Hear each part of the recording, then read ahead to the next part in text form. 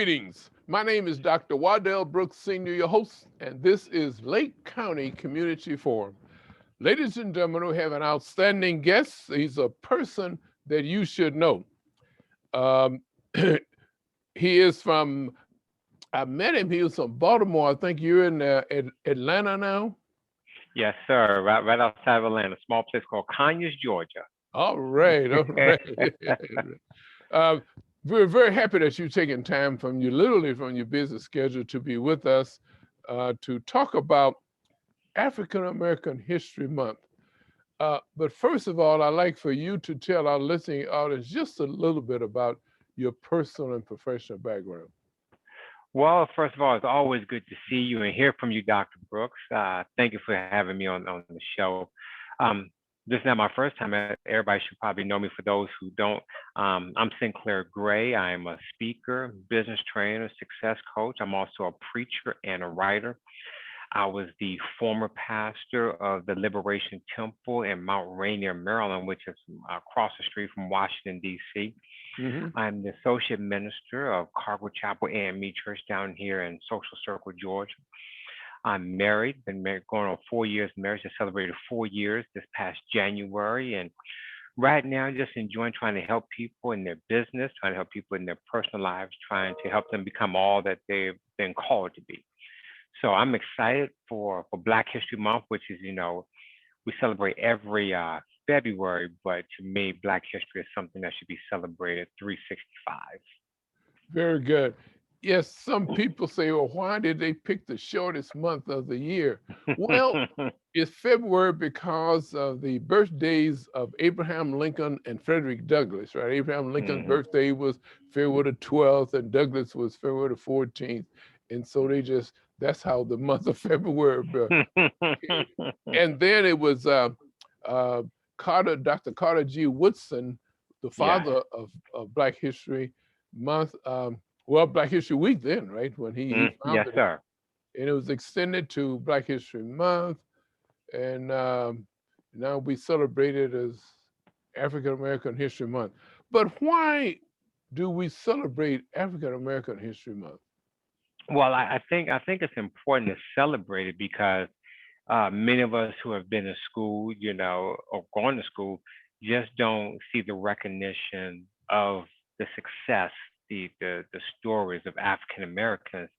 And in the real sense, if we look at it, African American history for many people is just relegated to just a few, to Dr. King, possibly Frederick Douglass, maybe W.E.D. Du Bois. It's not talked about in a generic sense. It's almost to the point. Let's minimize Black history, and there has to be a need for people of color, people that look like you and I, to learn history.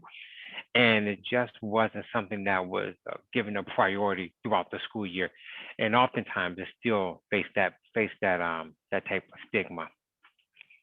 It's for some reason it's left out of our American history textbooks. Hmm. Now, Holocaust is in the textbooks. I think it was law in the certain states that it be in Hmm. the now because the Jews, because of the Holocaust, say never again. Exactly. And for but I think according to because of African Americans, they're trying to get reparations, Hmm. but the only reason why reparations cannot be approved is because I would say this, that the white church is silent on racism. They claim it did not happen. Mm. And so Well, if you say something had never happened, then it's mhm. kind of hard to have reparations passed. It's just troubling because for so long too many people of color have succumbed to the bad theology, the Hmm. bad teachings of the white church. And to go back to what you said when it comes to the Jews, the Holocaust, they will never forget. But Hmm. for some reason, when it comes to Black Americans, too many Black Americans are told to forget about slavery, to put it in the past, and even in some states they're trying to take it out of history books. Mm-hmm. And if you can take a culture, if you can take a people out of the history books, you would therefore diminish their history, Mm-hmm. which will lead to the point which you talked about. Why should we give someone reparations when we have people, many people in the white church saying it never happened? Mm-hmm. Because they're so busy, they want to erase history themselves. They want to substitute the stories of the Old Testament, the Exodus story. As we talked about it before, Dr. Brooks. That's why they created the slave Bible. Because if you create the slave Bible, I can take out the liberating message from God, the liberating message from Christ, and just teach you how to forgive and to love everybody, but never to address your issues and your history and your culture, and just push you aside. The United States Constitution, for example, Mm, eliminated um, blacks as bodies. You only, hmm it's in the Constitution, three-fifths of a person. How can Exactly. you have three-fifths of a person? Well, you got to realize the founding fathers, and I hate to use that term. I never called them my founding fathers. I just said the founding fathers of the United States, Mm-hmm. because yes, they founded America, but you also have to understand that they were white slave owners. It Okay. was not for all people, and I wish people need to get that into their spirit. They talk about, Dr. Bush, that this was a Christian country. This How can you be a Christian country when you see someone as three-fifths of a human being? How can you be a Christian country when you demean and degrade women, not give them rights, and you see people other than white men as property? And Mm-hmm. I think that we have to address the sin of the United States. We have to address the sin that so many people keep perpetrating. And I was on a conference a few weeks ago. The words are nice when they say all men are created equal. Yes, that's in the Constitution. However, you say that, but your actions speak differently. How can you say that, but yet still see someone black as being three-fifths of a human being? I like to call that hypocritical. Mm-hmm. Mm-hmm. And it wasn't until the 13th, 14th, and 15th Mm, Amendment that the rights were quote, given to, let's see, 13th Amendment, slavery abolished, and mhm, 14th, Negroes made citizens, and 15 Negroes made voters. And it wasn't until the 19th Amendment that women mm, were given mhm. the right to vote. And then 19, you look at what happened in '64 and '65. The civil rights bill and the voting rights. Just because it's in the document doesn't mean that people followed suit. mm-hmm, We still live in a very hypocritical world, whereby we even see it today where many people of one particular party still suppressing the right to vote, mm-hmm, but yet they have this audacity and nerve to say, let's all come work together. mm-hmm, How can we work together when there's so much bigotry, so much racism, and there's so much ism in this country, that they want to hold on to the truth of America? But we have to ask ourselves the question: what truth are you still holding on to? Are you going back to when blacks were three-fifths of a human being, or do you want to have the honest truth and see people as human beings? wow, wow.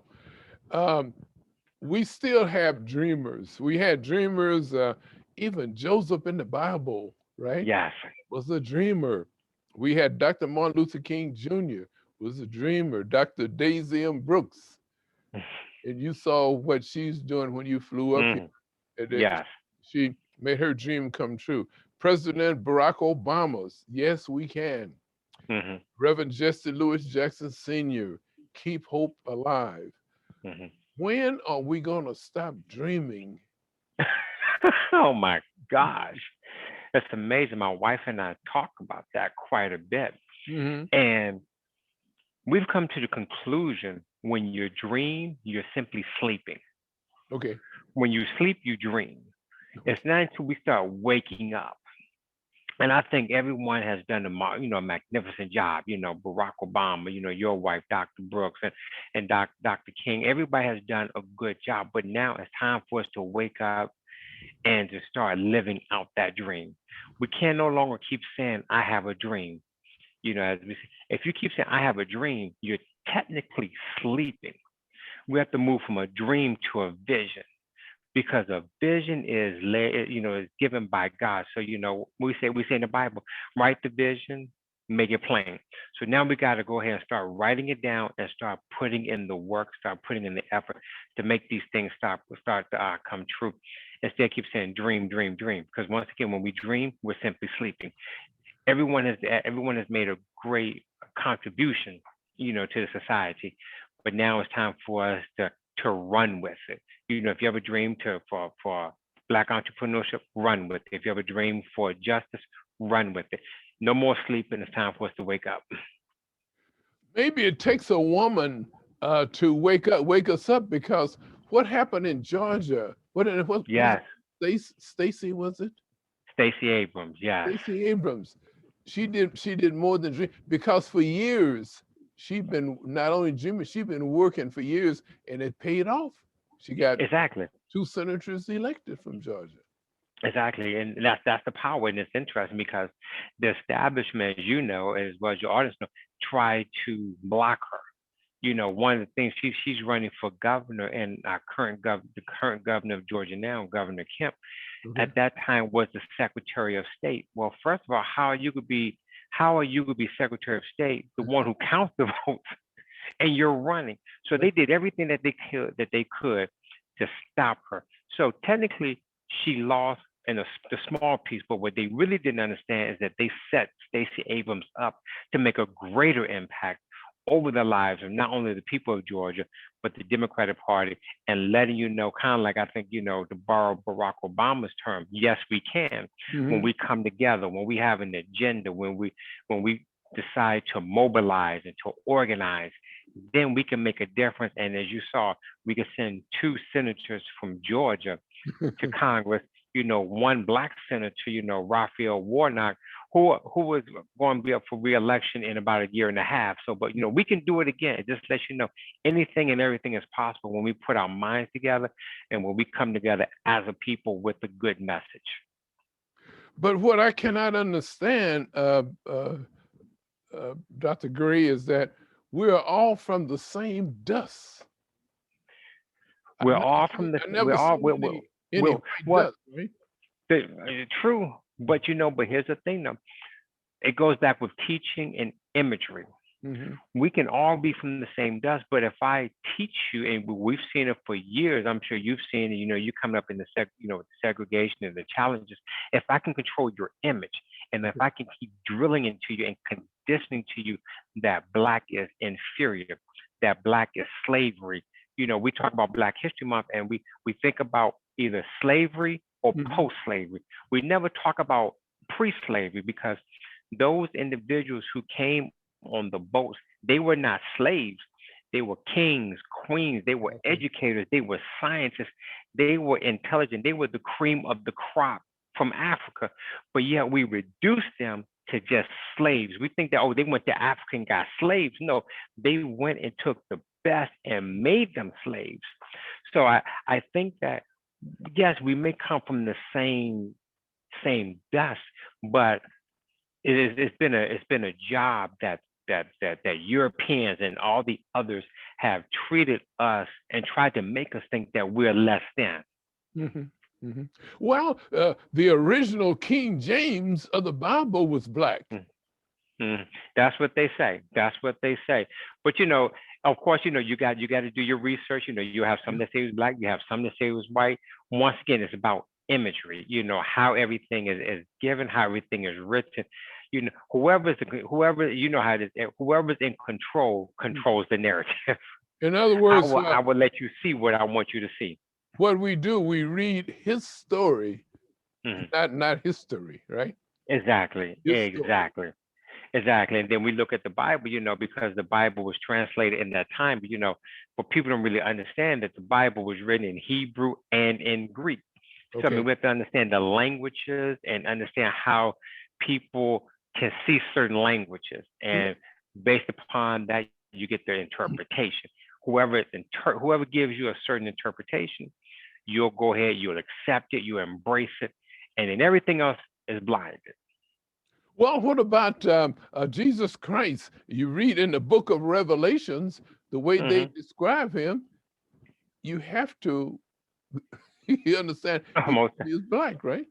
most definitely. Well, of course, we know he was black, but once again, people don't want to see that because remember, Dr. Bruce, we're still living in a world that people cannot see a black man as a savior. Okay. They cannot see a black man, with that much power, that much anointing. So what do? I minimize Jesus and I make him white. I make him this soft, meek savior rather than one who wanted the liberation of the poor, the liberation of the oppressed, the least and the left out. I'll have a meek white savior to always point to not a black man saving you, but a white man saving you, which contributes to slavery, which contributes to this unfair conditioning that we're dealing with today. The only way that we're going to get together, Hmm. and I don't believe it's an impossibility, but Hmm. the black church and the white church is silent on racism. Most definitely. And if they could come together and understand what is racism? By the way, what is racism? What was your Well, definition of racism? I think racism is exerting power over a group of people through economic, political, social, and cultural means. Okay. I think that when you exude the power and when you become the superior and you treat everyone as inferior, that's a level of racism. But to kind of go back to what you mentioned, Dr. Brooks, a part of me, I think it's nice that we ought to come together, black churches and white churches. Okay. But there's the other side of me, and I'm still wrestling with that. For so long, the white churches, and I don't want to say all of them, but many of the white churches have not dealt with racism, have not dealt with the injustice, Okay. because they're not serving the same God that we're serving. So I don't know if I want that spirit mingling in with the black church. And I think we have to understand is that just because we're separated, it doesn't necessarily mean it's a bad thing. Because if you go to a church that's preaching about liberation, talking about freedom, and you have another church that's uplifting the past liar in chief, we're serving two different gods. Mm. And I think we need to be aware of that. How do you pray for the one who committed adultery, who lied, who did all this stuff? How does the white church say we need to pray for him? But for Barack Obama, many of them were quick to point to him and say he's the Antichrist, um, because of what he promoted. And then I've heard, I don't know if I told you, I hear many people talk about, well, his name doesn't sound American. Well, guess what? Go in the Old Testament, read the book of Numbers, read Leviticus, read all of those names, Mhm. and tell me what sounds American. We even look at Jesus. Jesus is the Greek name. When we understand history, his Aramaic name was Jesus. You know, Mhm. so I think we really need to understand. I'm sorry, not yeah, Yahshua. Excuse me, Yahshua. Want to make sure I'm saying that right. We got to understand that people have changed names. So if I call Jesus by Yeshua, I'm calling him by his proper name. Okay. So I think what happens is that we need to really come together and do a lot of teaching. So I do apologize. I said Jesus, wrong name. Forgive me. I had something on my mind real quick, so forgive me. Okay. Okay. Okay. Well, I, we have to understand 1619. Yes.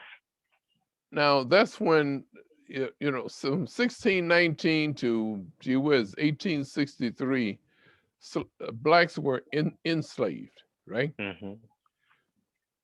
But people don't they don't believe that or what? What is it? Well, they don't. Well, they know it. They don't want to talk about it Okay. because Okay. it paints another culture as being evil. It paints another culture as not caring, as not concerning. We talked about if I can change the narrative, then I can change your history. If Mm, if I absolve that time, then you would not see me as the bad person. You'll see me as your friend. But if we talk about the history from 1619 to 1863, we would know the trials, the tribulations. We would know all of the suffering that Black Americans went through. So if I can just remove that and keep it quiet, it never happened. over 350 years, lost wages. Blacks weren't paid free labor. Mm-hmm. They built the White House. Mm-hmm. And they, as a matter of fact, what we're talking about now, people can go right to the computer as we're talking and type in the name of John Hanson. Mm-hmm. John Hanson was the first president, just happened to be a Black man, of the United States of America. Now, to clarify that, he's the first president of, it wasn't, they hadn't signed the, it was 1787, right, when they signed the document, you know. But what's the document that he served under? But it wasn't. If I'm not mistaken, I want to say it's the first Congress. If I'm not mistaken, I could do my research on that. But once again, people don't want to know the truth. Okay. You know, as we talk about it, if you nowadays, all you gotta do is Google it. If you Google information, you'll get information, and that was begin to set people free. You know what I can't understand is, and like you say, you have to. Oh, it was illegal for Blacks to be taught how to read and write. Anybody called teaching them how to read and write was killed. Almost definitely, because you know what happens. Teaching, if you learn how to read, you learn how to write. That's liberation. Okay. That's power. Education is freedom. Okay. And if people learn how to read and write, they'll understand. They understand laws. They will understand what can and can't be done. But if I keep you ignorant, then I will tell you everything that you need to know, and then all of a sudden you will find yourself repeating everything that I've taught you. And we know subconsciously it will get into your system, it will get into your subconscious, and you will start believing it. That's why if you keep people from reading, from writing, you keep their freedom. And as long as I can keep you shackled in slavery, I will have control over you. Chief Judge Roger B. Taney, in the Dred Scott decision in 1896, I believe it was 1896, he said that Blacks have no rights the white man to respect. Now he embedded that into the minds of people. You know, Black. It wasn't until if I got these dates right. Well, let's see. I'm sure that was 1896. Oh man, what was it? What changed? Oh, the Dred Scott. Oh, that was the Dred Scott decision, I believe, right? And it wasn't until what 1954 that the United States decided 9-0 to that schools should be integrated. 9-0, and that's because of the great Thurgood Marshall, the first Black on the Supreme Court, convinced him that it was just morally wrong. That's what he said. It's morally wrong to discriminate in the schools integrated. Of course, that was after that I integrated East St. Louis Senior High School in 1950. So that was 4 years before. And now the way the system integrated is because the state said, we're not going to fund the school system if you continue to discriminate. And do you know the schools integrated without any incident at all? Wow. I was only Black in my classroom. I didn't have any problem at all. It was the parents that were naturally, that stirred up the confusion in the past, you know. But that's how easy it is to integrate. Amazing. Well, you know, what's interesting, you talk about the integration. Even though we had the Brown versus Board of Education back in what 54, many schools still took their time to integrate. Oh, you know why? Because the law the decision stated integrate with all deliberate speed. Now, what does Exactly. all deliberate speed mean? That's the only way they could get it to pass 9-0. They Hmm. put that clause in there, Hmm. and with all deliberate speed. Right. And it's even interesting, growing up in Maryland there in Hyattsville, Maryland, my father, who's in his 80s, Uh-huh. he talked about, his time going to, a segregated school, but he even broke it down a little bit further, how you had blacks going to one school, whites going to another.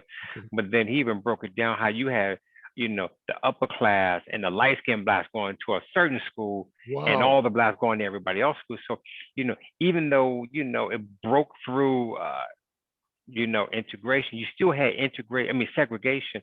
Even though blacks were going through segregation, they still had their own segregation many times within their own school system. Okay. but but it's amazing how far we've come, and and yet still how far we still need to go to. Well, in the South, the light-skinned blacks had the jobs in the house, the Mm, dark-skinned blacks in the field. yeah. Malcolm X, I'm not going to repeat the term, but we know the house versus the field. Okay. Okay. Right. Well, But we see it today though. We still see in many cases today how light skinned blacks are treated one way compared to dark skinned blacks. It's a shame that many people, clearly not all, many people still hold on to this segregated mindset. Of how you're not black enough because you're light skinned, or you're too black because you're dark skinned. It's like, can we, if I'm black, I'm black. If I'm light skinned, when I go down the street, police officers not gonna look at me and say, okay, fine, you're light skinned, so you're half black, half this. They're gonna look at me and say, okay, you're a black man. okay. Was it 1/32 of blood you considered black? One drop. They What? say the one drop rule. Oh, but you know what? We can't in this program. But I want you to talk about. We talked about women. How important is women's role um, in our country?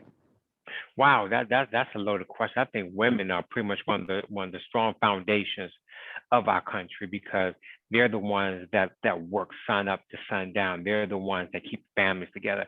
They're the ones that are making decisions. They're the ones, as we saw and we talked about with Stacey Abrams, they're getting politically involved to help make a difference for all people, not just black people, but for Okay. all people. So I definitely think that the role of the women is important, and I really hope that they will get their just due, with pay, with the economy, and with just being recognized for their work and not being taken advantage of. I think, too many times there's people still trying to marginalize women and still trying to keep them beneath, when in essence we should lift them up in everything that we're able to do. We time is just gone by, and I want to spend more time, but we need a whole program on Yes. We can go back to Moses, right, and his Yeah. Ethiopian wife, right? Yes, That saved Zipporah. saved his life. Yes, sir. I wrote about that earlier. Zipporah, beautiful Ethiopian woman who hooked up with Moses and realized Moses, you got a great call in your life. But Moses, from my Bible reads, they know Moses had not circumcised his son, and God was ready to kill Moses. But it took a strong black woman to step in, didn't ask for permission, but stepped in and did what was necessary. And because of her act, we see what Moses has accomplished. Okay, ladies and gentlemen, we can go to our Bible and check Moses out and his wife Zipporah, who's Ethiopian wife. We have been talking with Reverend Dr. Sinclair Gray, great person from Conyers, Georgia. Yes, sir. And I mentioned at the top of the program, he's a person that you should know. And I want to thank you very much for taking time again from your busy schedule. Tell your wife I said hello, and I shall. 4 years of great marriage, and she found a great person. Thank you so much, Dr. Brooks. I appreciate it. I'm the blessed one. Ladies